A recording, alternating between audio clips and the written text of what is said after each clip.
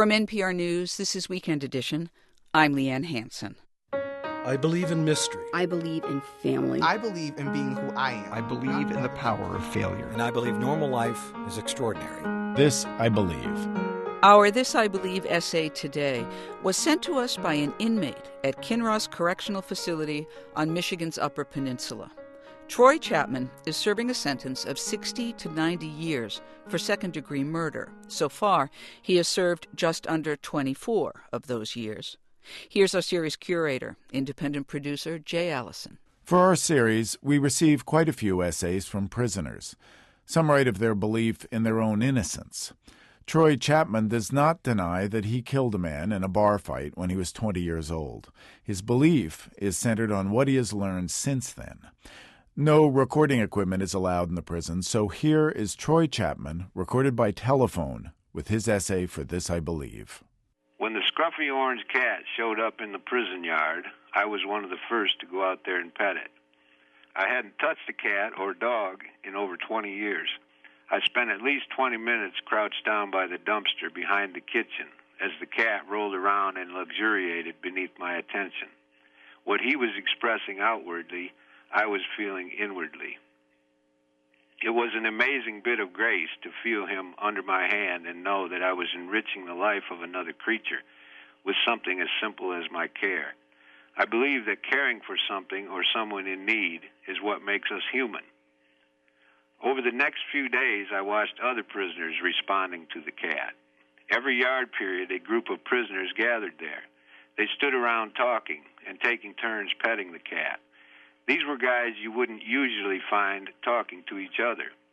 Several times I saw an officer in the group, not chasing people away, but just watching and seeming to enjoy it along with the prisoners.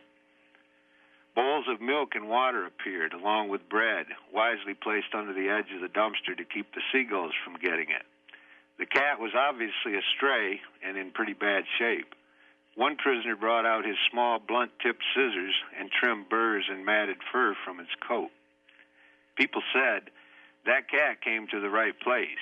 He's getting treated like a king."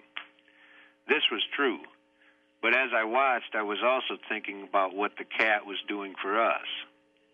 There's a lot of talk about what's wrong with prisons in America. We need more programs. We need more psychologists or treatment of various kinds.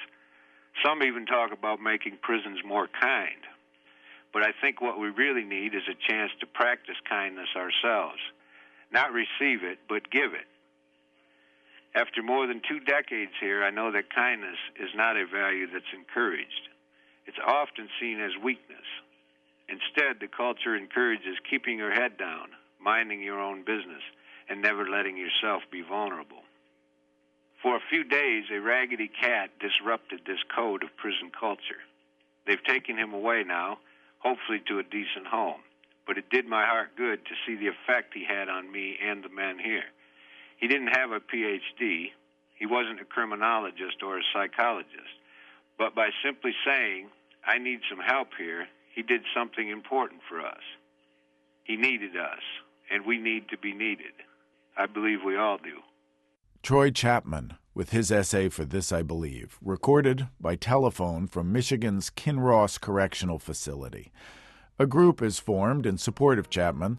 They contend that because of the changes he's made in the almost 24 years since he committed his crime, his sentence should be commuted. You can visit npr.org/thisibelieve to find out more, or to submit an essay of your own to our series. For This I Believe, I'm Jay Allison.